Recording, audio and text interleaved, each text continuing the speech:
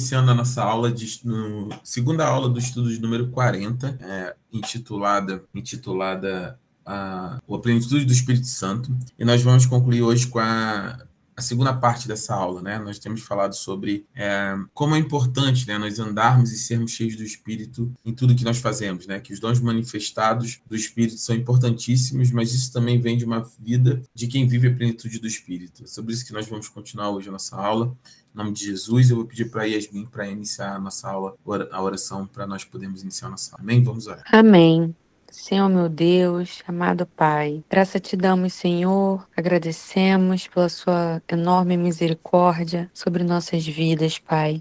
Colocamos, Senhor, diante de Ti os nossos corações e as nossas mentes, Senhor, para que essa aula possa ser conduzida pelo Espírito Santo, Senhor, usando o nosso pastor, Senhor, para falar ainda mais, trazer ainda mais sobre a Sua palavra para os nossos corações, para nos trazer mais entendimento, Senhor, a respeito daquilo que o Senhor deseja falar com o que está escrito nas Escrituras, Pai. Agradeço, Senhor, pela vida de cada irmão que está aqui presente. Agradeço e peço que o Senhor abençoe imensamente a vida dos nossos pastores. Senhor, peço que o Senhor abençoe a vida dos meus irmãos. Glorifico, Senhor, e agradeço o que o Senhor tem feito em nosso meio, como o Senhor tem provido a nossa igreja, Senhor. Cada coisa linda que o Senhor tem feito, sem a gente imaginar, Pai. Mais do que a gente imaginava, o Senhor fez e está fazendo, Senhor. Peço que o Senhor continue, Pai, nos conduzindo, em nome do Senhor Jesus, para o alvo, Senhor, que possamos testemunhar ainda mais. Tenhamos, Senhor, ardendo em nosso peito, Senhor, a Sua palavra, para que possamos proclamar o Evangelho, Senhor.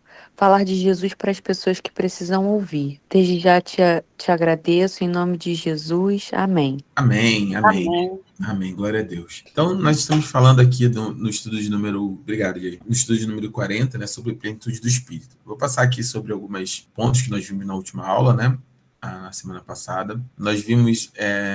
Primeira e o mais importante é a definição do que é a plenitude do Espírito, né? Que é o estado em que o crente está completamente submisso às influências e ao controle do Espírito Santo, né? Quando permitimos que o Espírito de Deus governe cada aspecto da nossa vida, né? E a base bíblica para isso é o texto de Efésios 5:18, né? Onde Paulo compara, né, o controle do Espírito a ser controlado, né? Ou se deixar ser controlado pelo vinho, né? Ou pelo álcool, né? Que leva à embriaguez, né? Que controla todas as suas ações, forma como você vê, como você ouve, como você fala, como você anda, mas o Espírito, ele compara, né, que nós não devemos ceder, né, a embriaguez, que é uma obra da carne, né, listada em Gálatas 5, mas, pelo contrário, né, assim como nós nos deixamos na velha criatura ser controladas pelo álcool, nos deixamos ser controlados agora pelo Espírito, né? E a gente tem refletido sobre isso, sobre se nós temos realmente vivido essa vida, né, do Espírito, e como é que nós estamos vivendo isso, né? Nós vimos alguns vídeos na semana passada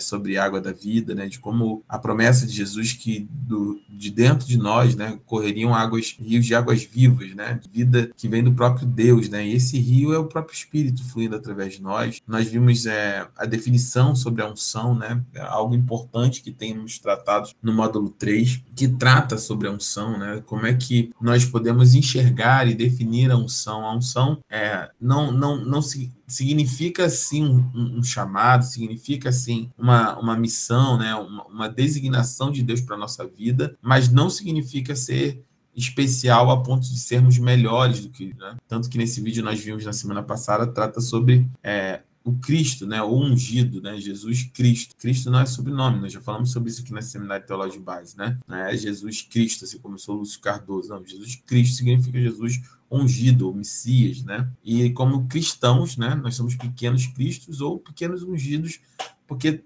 tivemos cumprido em nós a promessa que o Senhor nos deu, que era de derramar sobre nós o seu Espírito, né? Então, nós temos essa percepção, e aí uma coisa é o batismo, né, do Espírito, o selo do Espírito que recebemos ao nos converter, e depois, para nós pentecostais, né, no ato que somos batizados no Espírito Santo como uma forma de segunda bênção, com a confirmação do dom de línguas, né, mas ser batizado no Espírito, né, ou ser selado pelo Espírito, não significa que você está constantemente, ou vai andar constantemente, na plenitude do Espírito. Né? O apóstolo Paulo trata sobre isso em alguns textos. A palavra do Senhor trata isso em 1 Coríntios, né? Capítulo 2, início do capítulo 3. Eu falo sempre sobre isso, já tratei algumas vezes aqui também, sobre sermos cristãos carnais e cristãos espirituais, né? O homem espiritual e o homem carnal, né? E qual é a diferença deles dois para o natural? O homem natural é aquele que não conhece a Cristo, e o homem carnal e o homem espiritual é a mesma pessoa, entre aspas, só que é o crente nos seus dois possíveis estados, uma vez depois que aceitou a Cristo. Ou sendo cheio do Espírito Santo e sendo espiritual, ou deixando a carne falar novamente e se tornando carnal, um crente carnal, que tem Cristo na sua vida, mas Cristo não é o centro dela, né? Se vocês lembram sobre algumas aulas, sempre tratamos sobre isso de forma um círculo, né? O homem natural, Cristo fora do círculo, que é a sua vida. O homem carnal, Cristo dentro do círculo, que é a sua vida, mas fora do trono, ou distante, né? Do trono, que é o controle da vida, e o homem espiritual como aquele sendo que o governo é do próprio Deus, o Espírito governa sobre a vida dele. Só estou passando aqui que nós temos avançando, né? E aí a gente falou sobre alguns exemplos no Antigo Testamento, né, do Bezaleel, que fala sobre a capacitação de Deus para executarmos aquilo que fomos chamados para fazer, né? Bezaleel, ele não...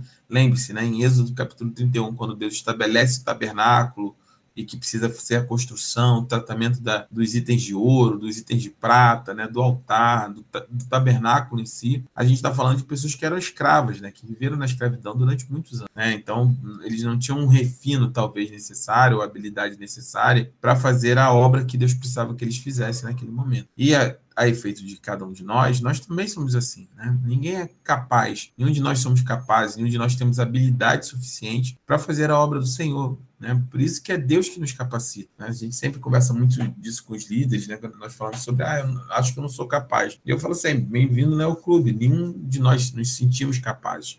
Sentimos capazes, sim, no Senhor, né? Na força do Senhor. E nesse texto ele fala sobre isso, no Antigo Testamento, como Deus derrama do seu Espírito para Bezaleel fazer aquilo que Deus tinha chamado ele para fazer. Assim como Gideão, né? Quando o Espírito se apodera dele, e também do próprio Davi, que é o caso, né, talvez mais famoso, o grande rei Davi, que ganhou inúmeras batalhas, derrubou o gigante Golias, né? Aclamado em diversos textos, né, ao longo dos livros dos Salmos, enfim. Mas tudo isso tem a ver com uma plenitude do Espírito. Era no Antigo Testamento, ele era temporário e para uma tarefa específica, diferente da permanência prometida numa nova aliança no Novo Testamento. Ou seja, Davi tinha o Espírito, Gideão tinha o Espírito, Bezaleel tinha o Espírito, era de forma específica para uma tarefa, muitas das vezes de forma temporária. Já na nova aliança, em Cristo Jesus, nós temos algo que é maravilhoso, que é a plenitude do Espírito, né, a partir de Pentecostes, em Atos capítulo 2, versículo 4, o derramar do Espírito sobre a igreja do Senhor, sobre cada crente, cada irmão, cada irmã, recebendo porção do Espírito Santo, que no Antigo Testamento era limitado, né, ou estava limitado a uma outra pessoa. Né? Isso nos impulsiona a uma série de questões. E falamos sobre a ousadia, né, apostólica, que pregavam cheio do Espírito Santo, né, independente das pessoas gostarem ou não, perseguirem ele ou não. E uma reflexão pessoal, né? Se nós permitirmos, nós falamos sobre isso, se nós percebemos a plenitude do Espírito, né, se manifestando na nossa vida, na sua e na minha vida, ao longo da nossa vida, nos capacitando a fazer algo que nós não nos sentimos capazes, nós não nos sentimos capazes, ou reconhecidamente somos incapazes de realizar. E aí nós terminamos, né, falando um pouquinho sobre o plenitude como controle divino, né?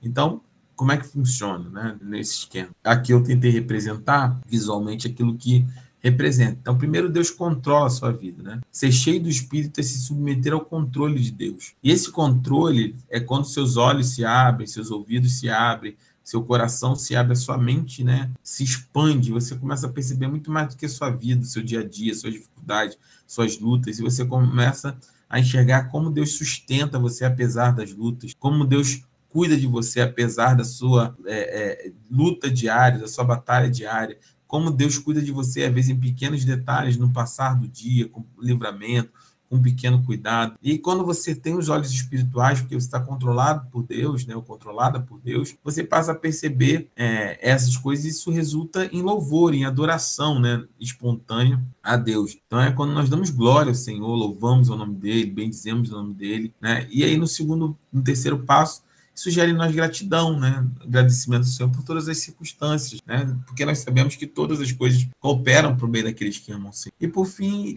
isso nos leva a uma submissão, a humildade e ao serviço, né? A humildade porque nós reconhecemos que não somos nós, não é o eu faço, eu ajudo, eu dou uma mão, eu apoio, eu oriento. Não, é sempre voltado para nós, né? No sentido de nós, como igreja, somos conduzidos pelo Espírito. Então, é o Senhor que faz, é o Senhor que orienta, é o Senhor que cuida, é o Senhor, né, que direciona, é o Senhor que tudo, né? E aí, isso também nos leva, no segundo passo, uma vez entendendo que outros cristãos precisam experimentar disso, ter esse conhecimento, serem orientados do Senhor, nos leva ao serviço mútuo, né? Então, uma vida frutífera, uma vida saudável espiritualmente, vai levar ao serviço na casa do Senhor e ao serviço no reino, porque Deus tem um lugar para cada um de nós dentro do seu reino e todo o trabalho é necessário. E aí, deixa eu voltar aqui que eu acho que é isso.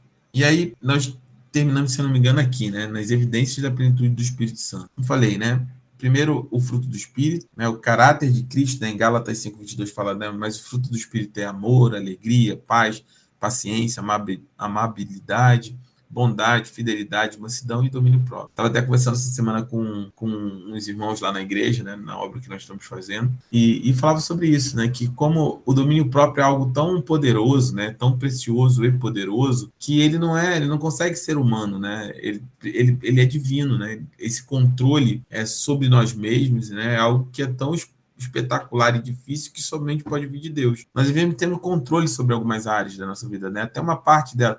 Ela tem um controle tem um domínio próprio para lidar com as pessoas, para cuidar das pessoas, por exemplo. Mas, de repente, não tem um domínio próprio sobre a minha vida familiar, né, sobre a minha vida entre amizades, enfim, sobre a minha própria vida, sobre meus vícios, ou seja, o ser humano é incapaz de exercer domínio próprio, porque quando nós caímos na cruz, lembra lá no seminário teológico, no módulo 2, não, no módulo 3, nós falamos sobre a queda, né? No módulo 2, falamos sobre a queda. E a queda leva a nós...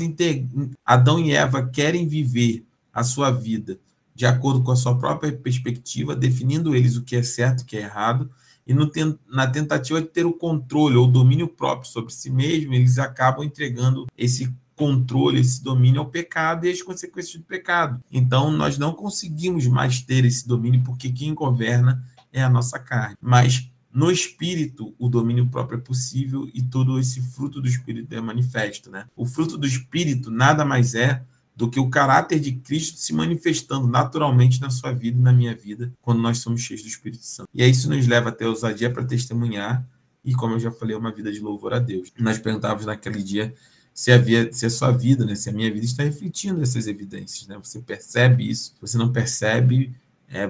É importante que você esteja atento e refletindo sobre sua própria vida, examinando-se, né, a si mesmo, não é só na ceia, né, mas examinando a si mesmo e vendo se realmente você tem tido ou levado uma vida de acordo com aquilo que as Escrituras determinam como sendo alguém cheio do Espírito e manifestando o caráter de Cristo, ou seja, com o fruto do Espírito em sua vida. Então, se você tem dúvidas, né, sobre como identificar isso, é só você perceber, né, ao nosso redor, em nós mesmos, né? Pessoas que tiram a centralidade de Cristo, né?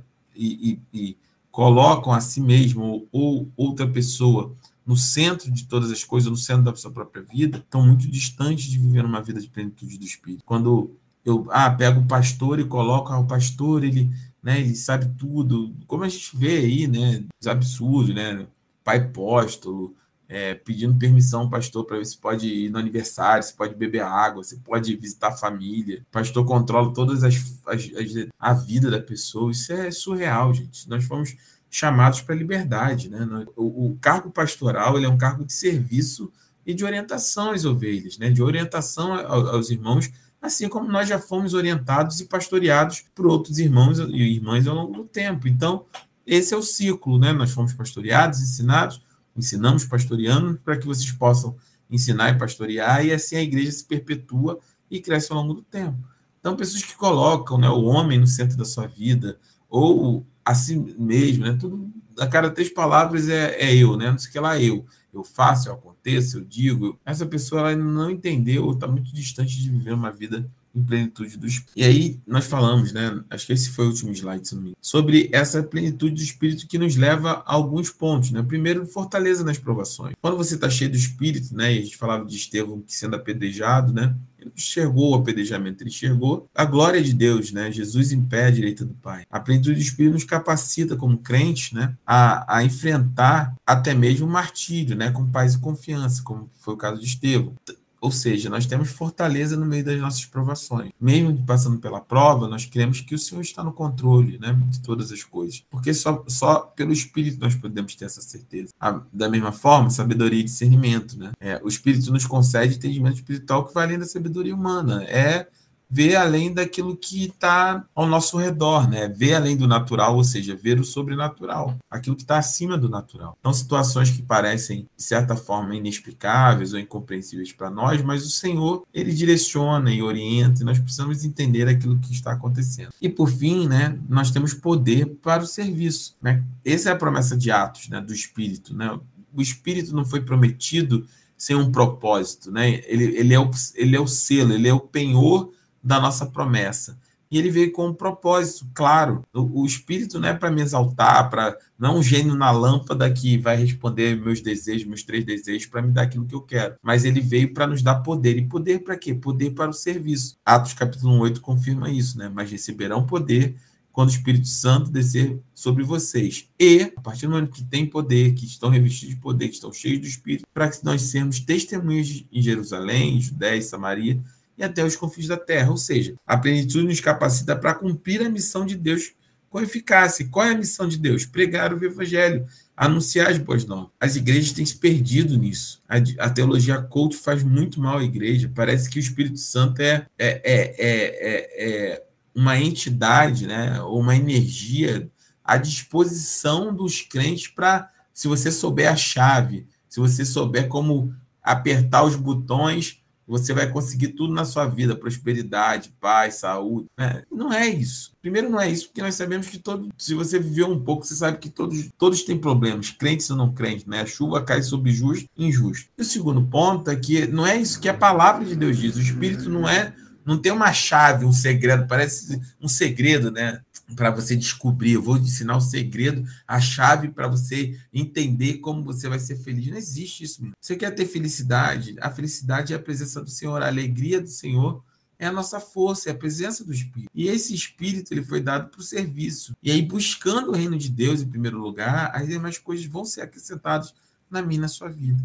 Um crente saudável serve, e servindo ele se alegra no Senhor, e servindo as suas forças são renovadas no Senhor. Então, a pergunta que eu deixei por último foi essa. Como a plenitude, né, tem influenciado as suas decisões e relações? Né? O Espírito Santo deseja transformar cada área da nossa vida para refletir a glória de Cristo. E isso é importante porque quando você entende que nós temos esse chamado para serviço, né, esse chamado para servir, isso nos impulsiona a entender que você pode servir em qualquer lugar, não somente na parede da igreja, nas 4 paredes da igreja. Serviço na casa do Senhor é importante, nós precisamos, obviamente, disso. Né? Nós servimos, nós, como músicos, como obreiros, fazemos, e a igreja funciona assim, né? As pessoas precisam ser bem recebidas e tudo. Mas essa não é a obra de Deus. A obra de Deus não é, a obra de Deus não é eu tocar na igreja, né? A obra de Deus não é eu ficar na porta da igreja.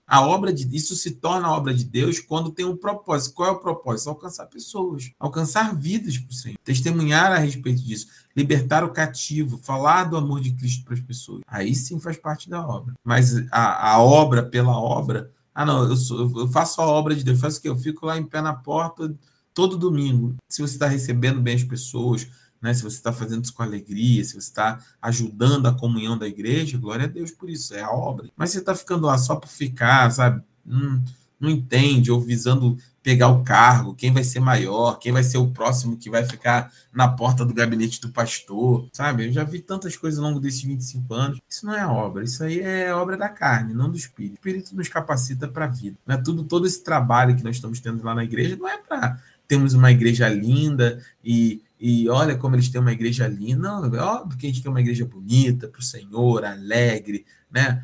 Eu brinco sempre no padrão Deuteronômio, né? A gente é pequeno, mas a gente é brabo, igual os benjamitas, né? A gente não é grande, mas no final do dia, meus irmãos, não é pela beleza da igreja, são pelas vidas. Por isso que eu coloquei nas nossas orações, para que nós não nos esqueçamos. Nós somos plantados ali com um propósito. E não é ter uma igreja de luxo, não é ter uma igreja linda, mas é alcançar pessoas. Existem espíritos, almas que estão cativas naquele lugar. E o Senhor nos mandou para lá como um bálsamo de refrigério, um poder para expulsar demônios, para libertar o cativo, para esvaziar o inferno e povoar o céu.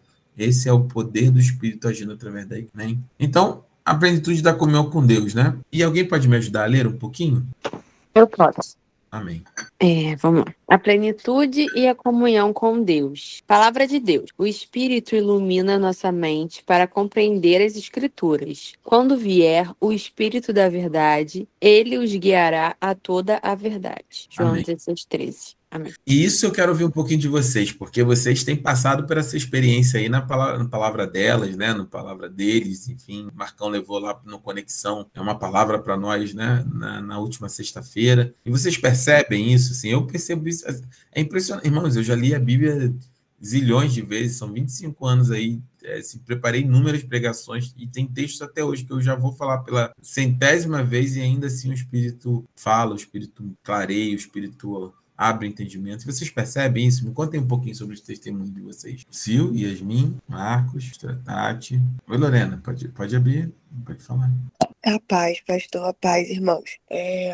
Eu percebo isso, sim. Às vezes a gente lê o mesmo texto em momentos diferentes e o Senhor, ele sempre traz algo novo, uma perspectiva nova acerca do que a gente está lendo. A palavra de Deus, ela é muito viva, né? E é linda. E isso faz nosso coração arder, né? Dá vontade de compartilhar, não dá? Toda vez que eu estou estudando assim, né? Que eu vou fazer uma pregação, que eu leio um texto para conexão, ou qualquer outra atividade, né? Que a gente vai fazer, o coração arde, né? Quando Deus dá aquela revelação, dá vontade de sair correndo e contar para alguém, né? De falar aquilo, porque é assim que o Espírito age. Amém. Não sei, Yasmin e Sil querem falar? Fiquem à vontade. Pastora Tatiana. A paz, pastores e irmãos. Pastor, cara, eu não sei nem dizer, porque o Senhor é muito maravilhoso. Às vezes a gente acontece muito isso comigo. Esses dias mesmo, eu tava em casa e tava com uma coisa, né? Algo que rondando a minha mente e eu,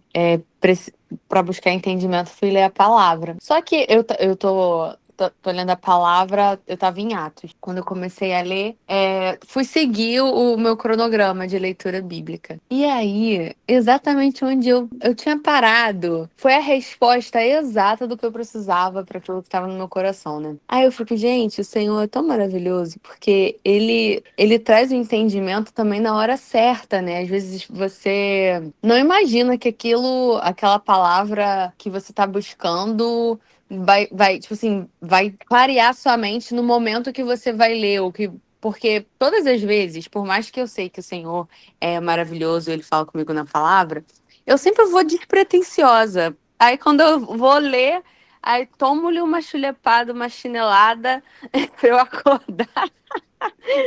Aí eu logo já fico, entendi, Senhor, tá bom, muito obrigada. É isso mesmo. E é como se fosse a cabeça explodisse, assim. É muito maravilhoso. Todo aquele entendimento que parecia tudo que estava confuso na cabeça esclarece, é muito rápido. Eu tenho essa sensação, né? Eu compartilho muito com Lorena. Lorena é minha melhor amiga. Então eu falo, amiga, você não sabe se eu falou comigo. Tava precisando, eu abri, veio o entendimento todo. Deixa a Luísa escutar isso. Deixa a Luísa escutar isso. Ela vai ficar chateada. Depois eu edito aqui e tiro. O Senhor é muito bom, pastor. Assim, no início, né, eu tinha bastante dificuldade de entender, de compreender. Às vezes, até hoje, né? Às vezes eu abro e não compreendo naquele momento, mas o contato com a palavra vai fazendo com que as coisas vão clareando, como se o mar fosse abrindo mesmo, sabe? Eu tenho essa percepção. Até mesmo nas versões mais difíceis, que não sejam NVI, mesmo assim, eu hoje em dia eu já consigo ter mais entendimento e compreensão. Pode falar, Lorena, só abrir o microfone, tá aberto. Duas coisas. Acontece comigo com frequência. Às vezes eu também começo a ler a palavra despretensiosamente. E aí o Senhor, ele fala comigo. E aí eu começo a fazer, sabe, um reverse das minhas orações? Eu falei, meu Deus, eu orei por essa resposta, agora eu tenho. E aí eu começo a lembrar das coisas que eu tava orando. Outra coisa, tem alguns períodos que eu sonho muito. E tem algo na palavra assim comigo que eu sonho, eu tenho um sonho, eu acordo de madrugada. E com isso eu acordo, que eu abro os olhos, assim, eu acordo ou por conta do sonho, ou algo assim, eu acordo. E aí vem a palavra. E aí eu abro a Bíblia de madrugada para procurar. E aí eu oro, e às vezes eu entendo que de repente a palavra tinha a ver com o sonho, mas às vezes não. Aí eu fico ali pedindo, orando por isso a semana toda. Ou durante muito tempo, às vezes eu tenho uma resposta clara, às vezes não. Às vezes eu fico doida, mas amém. E é muito lindo como a gente vê como é que eu posso explicar? Talvez hoje, né? A turma final aí do Seminário Teológico de Base, hoje já com toda a maturidade e conhecimento, talvez faça muito sentido todas aquelas aulas lá iniciais que eu falava, olha, nós não podemos aceitar, né, nos solos, por exemplo, intermediários entre nós e Cristo, sabe? Não precisa ter intermediário entre você e Deus, entre você e o Senhor, e para você ter a sua intimidade, para você ter a sua comunhão, e isso é rico, isso é precioso para a nossa fé, né? Para nós protestantes, isso é inegociável, né? Nós não aceitamos outra forma, né? Nós não terceirizamos isso. Ninguém vai substituir a sua intimidade com o Senhor, é óbvio. Como eu falei, né? Existe o pastoreio, a orientação, Deus instituiu isso para a sua igreja, né? E a gente está aqui para isso. Mas daí a terceirizar essa intimidade, né? A terceirizar essa comunhão com o Senhor, isso é inegociável, a gente não pode abrir mão disso. É muito lindo ver como o Senhor vai nos direcionando, né, e gerando, dando esse entendimento sobre essas coisas. Mas vamos, é a melhor coisa da vida. Amém, amém, amém. Vamos então para o próximo aqui, vida de oração. Continuo lendo? Hã? Vida de oração. O Espírito nos ajuda a orar. Da mesma forma, o Espírito nos ajuda em nossa fraqueza. Não sabemos pelo que devemos orar, mas o próprio Espírito intercede por nós com gemidos inexprimíveis. Amém. Romanos. Amém. Se você já passou por dificuldades e chorou aos pés do Senhor, você sabe exatamente o que são esses gemidos inexprimíveis. Você entende, você não tem mais o que dizer, seu coração está tão carregado, tanto peso, né? Tanta dificuldade, mas você quer chorar aos pés do Senhor e o Espírito vai ali, e vai trabalhando e vai, né? E mesmo assim, quando você termina de orar, parece que isso é um peso, né? Isso é uma tonelada em cima de você, e você já tem uma tranquilidade, a paz te envolve. Então, a vida de oração ela não é fundamental, não sei se como fosse uma coisa a se fazer, ela é negociável, dispensável, né? Quando nós caminhamos, né? Isso eu queria perguntar a vocês. Vocês já entendem, assim, é óbvio que já entendem, mas quando eu falava assim, não é só oração, mas você andar em espírito de oração, né? Quando você está em comunhão com Deus, você tem ali seus períodos de oração, seus motivos de oração, mas nós andamos o tempo todo, né, ligados. Você está no ônibus, na condução, no carro, dirigindo, ouvindo louvor, você está nas barcas, você está fazendo comida, você está cozinhando, você está ali, você está orando, aí vem na mente. Eu sou assim, eu oro o dia inteiro. Se você me pegar meia voada assim, eu estou orando, orando.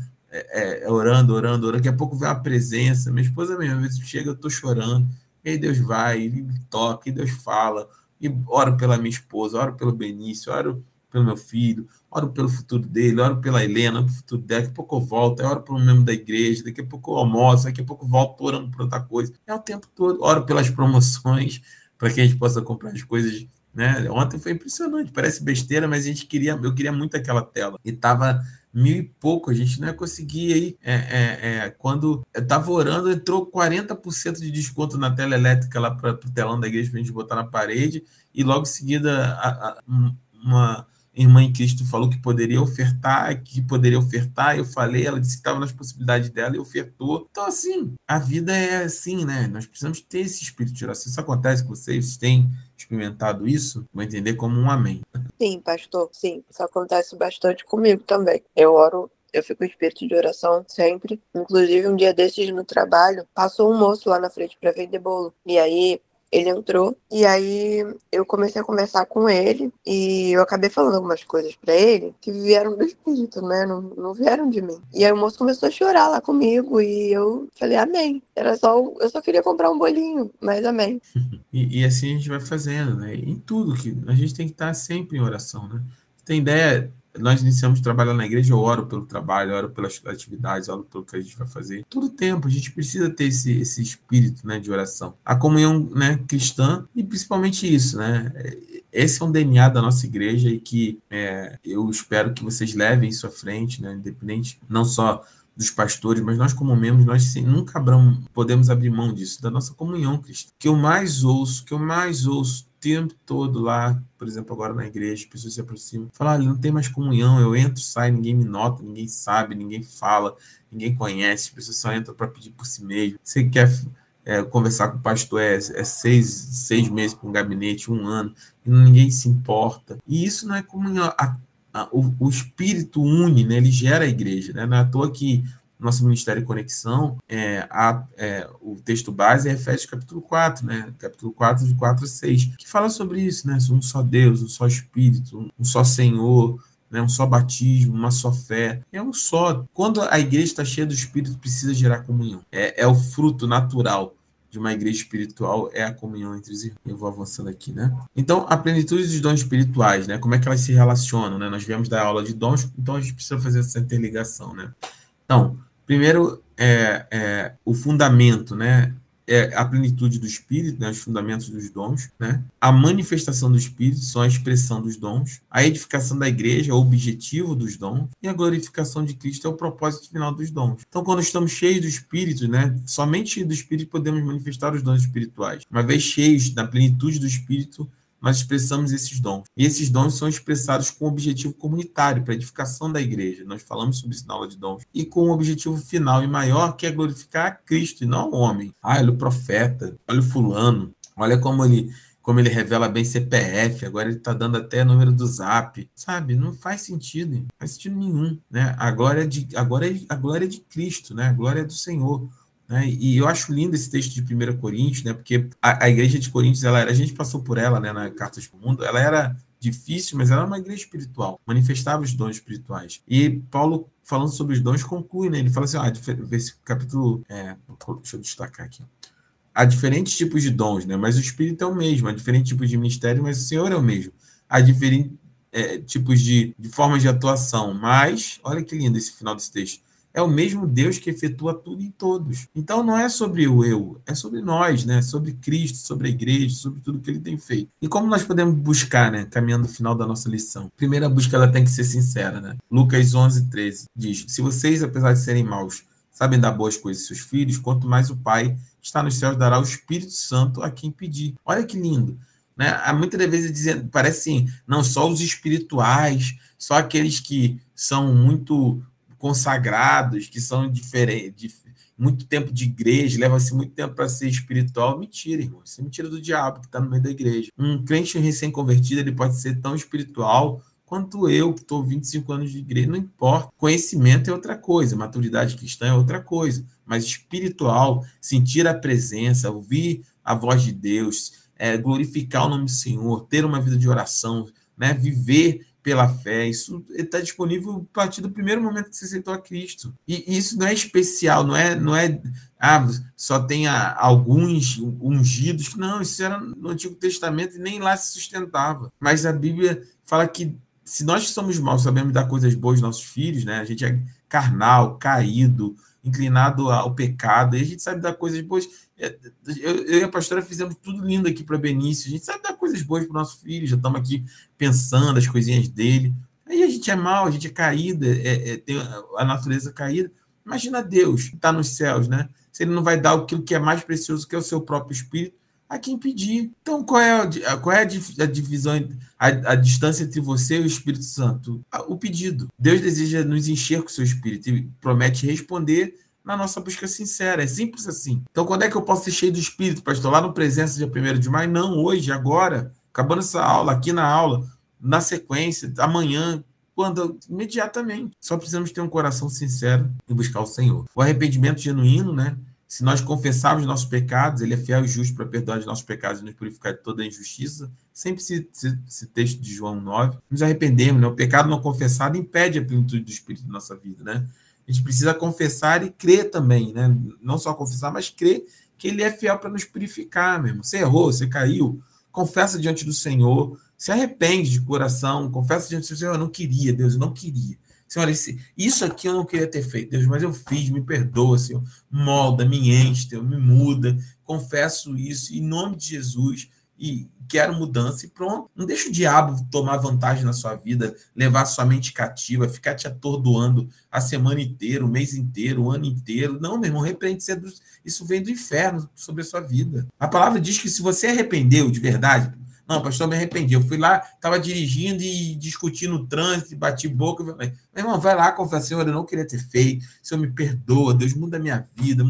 Toca, Senhor, com meus lábios, com o teu espírito. Que eu seja diferente, meu Deus. Em nome de Jesus, eu confesso tudo diante do Senhor e eu tomo posse do seu perdão. O Senhor morreu na cruz do Calvário para me perdoar, Senhor. O Senhor conhecer minha imperfeição e mesmo assim me amou. Em nome de Jesus, eu vou levantar e vou seguir em frente. Tem crente que fica cativo do seu pecado a vida inteira, não se liberta, não deixa que o diabo tome vantagem na sua vida e fique te importunando com isso. Qualquer acusação, irmãos, vem do diabo. Se você se arrependeu, creia no poder do Espírito para você ser perdoado. E por fim, a vida de obediência, né? Se alguém me ama, obedecerá a minha palavra. Meu Pai o amará, nós viremos a ele e nele faremos morada. Olha que promessa linda de João. Esse texto de João 14:23, ele é lindo. Lembrei agora que eu estava separando para a lição. Ele é lindo, lindo, irmão. Se alguém me ama, obedecerá a minha palavra. Ponto. Meu Pai o amará. Ponto. Vírgula. Nós viremos a ele e faremos morada nele. É o próprio Deus. Jesus está dizendo assim para mim, professor, olha, se você ama e cumprir a palavra, o Pai vai te amar e nós vamos até você, eu, o Pai, o Espírito, o Deus Trino, e vamos fazer morada em você. Vamos fazer morada na sua vida, no seu coração. É o Deus eterno morando em nós. Isso é incompreensível. Então, a obediência à palavra de Deus é essencial para experimentar a plenitude do Espírito. Ah, eu vivo do meu jeito, né? Eu creio do meu jeito. Não, meu irmão, você não tem que... Mais uma vez, voltar lá no início das aulas. Não tem que crer do meu jeito. Se crer da forma como a Bíblia diz que tem que crer. Não existe um evangelho individual para cada um. A teologia coach tem trazido esse mal sobre a igreja. Ah, não, cada cabeça uma verdade, cada cabeça uma sentença. Mentira. A verdade que serve para mim não serve para Yasmin, que não serve para Lorena, que não serve para Sil, que não serve para Tatiana, que serve para Marco, que não serve para Mariana. Mentira. A minha verdade é minha, a sua não é mentira, irmão. Existe só uma verdade, essa verdade é Cristo. Jesus declarou, eu sou o caminho, a verdade e a vida. E só existe uma forma de viver a verdade, é vivendo nele, de acordo com aquilo que ele estabeleceu na sua palavra. Não tem um evangelho para cada um de nós, é um evangelho para todos nós. Um só Deus, um só Espírito, um só corpo. E aí, né, eu coloquei aqui alguns exemplos, né, não sei o que eu deixei aqui, acho que eu fiquei de substituir as imagens, acabando substituindo. Então, alguns exemplos, né? Estevão, Barnabé, né? E o próprio apóstolo Paulo. Estevão, né? Escolheram Estevão, homem cheio do Espírito Santo, né? Estevão demonstrou poder, sabedoria e coragem, mesmo diante do martírio, e sua face brilhava como de um anjo, ele perdoou seus seguidores. Então, como é que nós devemos escolher, né, as pessoas para o serviço, os obreiros, os participantes de ministério, líderes de ministério, dentro da igreja? Através do Espírito. Barnabé, ele era um homem bom, cheio do Espírito Santo e de fé. Ah, mas eu tenho muita habilidade, eu sei fazer muitas coisas para Deus, não importa, meu irmão. Se você tiver muita habilidade e não for cheio do Espírito, você não vai a lugar nenhum. Se o seu ego for alto, se o seu eu falar mais do que o seu espírito, você não vai a lugar nenhum na igreja. Não numa igreja espiritual. Porque quem fala é o Espírito. Nós devemos ser cheios do Espírito e diminuir o nosso eu. E o apóstolo Paulo fala sobre isso, né? Então Saulo, também chamado Paulo, cheio do Espírito Santo, olhou firmemente para ele. Paulo demonstrou poder espiritual, sabedoria divina e perseverança ordinária de seu ministério. E aí eu deixei algumas perguntas para reflexão, né? Batismo vezes plenitude, né? Que diferença há entre o batismo e a plenitude do Espírito Santo? Como essas experiências se complementam, né, para a vida cristã? Então, eu espero, né, eu tenho como expectativa que no final agora dessa aula você possa responder isso, né? Qual a diferença entre o batismo com o Espírito e a plenitude do Espírito, né? E como essas experiências se completam na nossa vida cristã. E as evidências, né?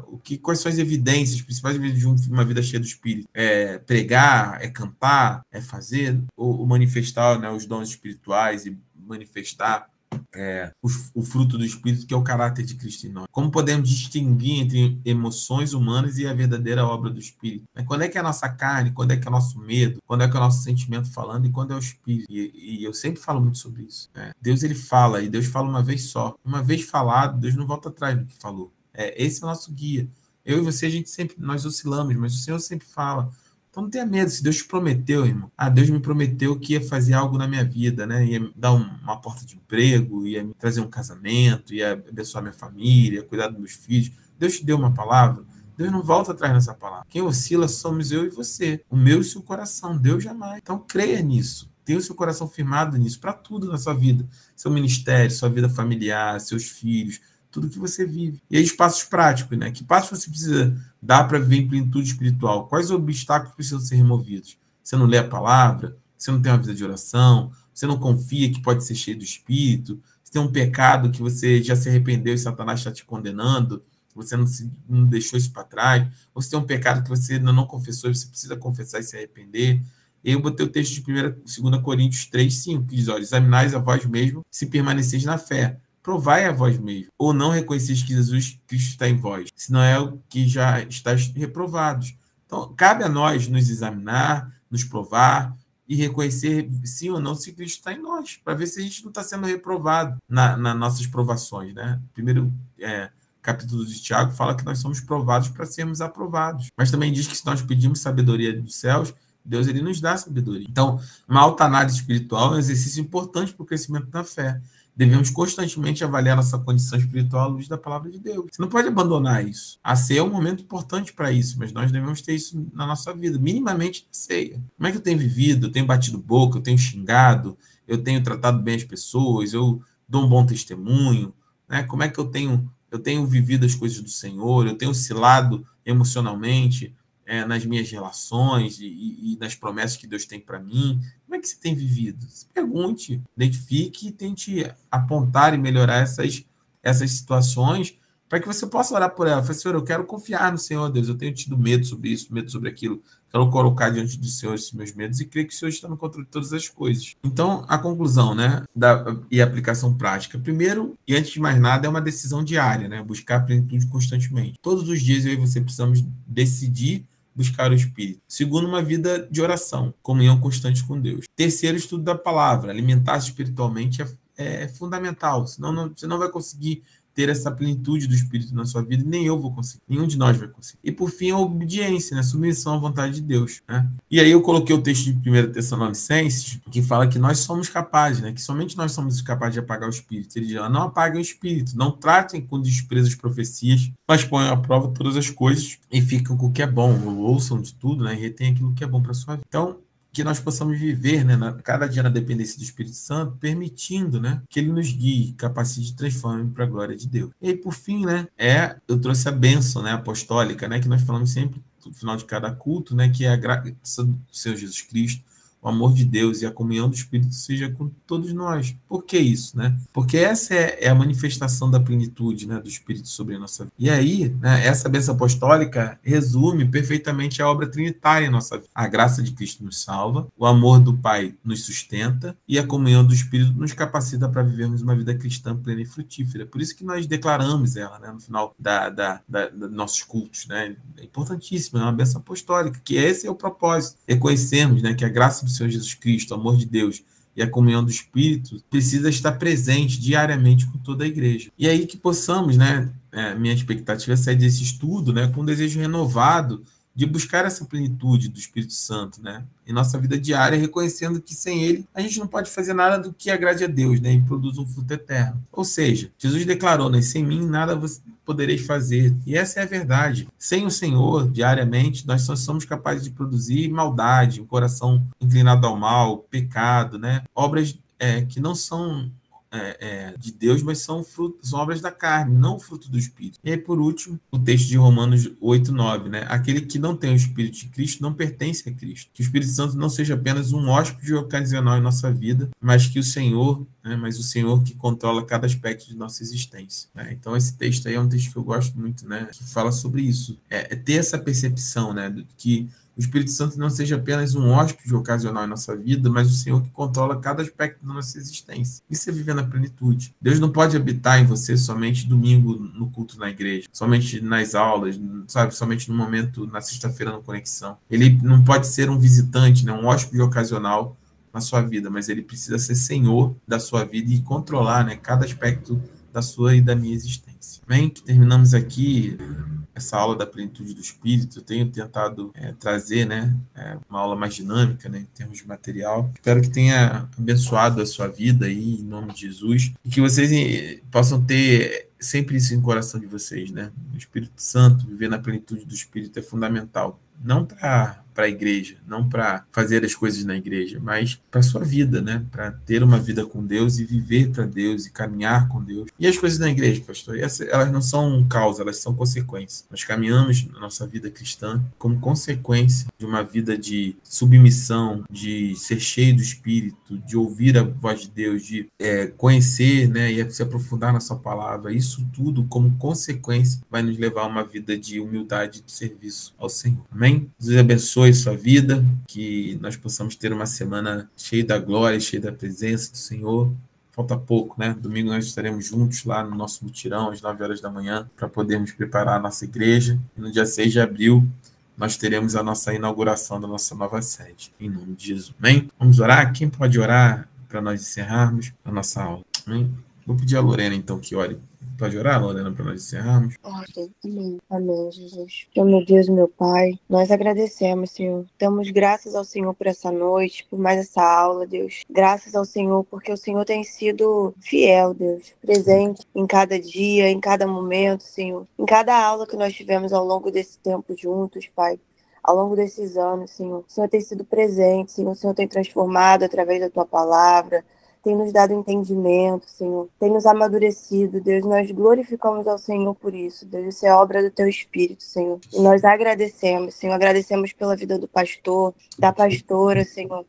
Porque eles têm sido incansáveis, Senhor, em nos discipular, em nos ajudar, em nos auxiliar, e nos orientar, Senhor. Nós agradecemos ao Senhor pela oportunidade de caminhar com eles, de termos, Deus, toda a dedicação deles ao Teu reino, Senhor. Nós agradecemos que o Senhor possa honrá-los duplamente, Senhor, que o Senhor possa abençoar a vida deles, Deus. E que, em nome de Jesus, Senhor, esse novo tempo que nós iremos viver possa ser para a honra e glória do Teu nome, Deus. Nós já vemos grande glória, Senhor, em tudo que o Senhor tem feito. Nós agradecemos também por isso, Pai. Que o Senhor possa nos encher a cada dia do Teu Espírito. Que o Teu Espírito, Senhor, ele seja sempre o nosso condutor, Deus. Que o Seu Espírito, ele possa direcionar todas as coisas na nossa vida, que o Seu Espírito, Senhor, possa manifestar, Deus, aquilo que há de mais importante, Senhor, que é a Tua presença e a Tua glória, Deus. Nós agradecemos, Senhor, pela misericórdia e a graça que o Senhor sempre derramou sobre as nossas vidas, Senhor, que o Senhor continue, Pai, que o Senhor possa abençoar a vida dos meus irmãos aqui nessa aula. Agradeço pela vida de cada um deles, Senhor. Que o Senhor possa enchê-los, Deus, do Teu Espírito cada vez mais, plenamente, Deus. Porque nós somos dependentes, Pai. Nós precisamos de Ti cada dia mais, Senhor. Em nome de Jesus, que o Senhor nos dê uma noite de canso, que o Senhor nos dê uma noite cheia da Tua presença. Em nome de Jesus. Amém. Amém, amém. Glória a Deus. Estamos juntos, ó. Amém. Amém. Nós temos nosso último culto online, não é isso, pastora? Nosso último culto online na quinta-feira. E aí, depois todos serão presenciais. E no domingo, nós temos o nosso mutirão às 9 horas da manhã, na verdade, nosso culto, né, de 9 às 10. Vou dar uma palavra, um louvor, né, e nós vamos meter a mão na massa lá, tomaremos o café juntos e vamos deixar a nossa igreja linda, pronta para a nossa inauguração. Amém? Jesus abençoe vocês, fiquem na paz, bom descanso a todos, fiquem na paz. Boa noite, a paz a todos.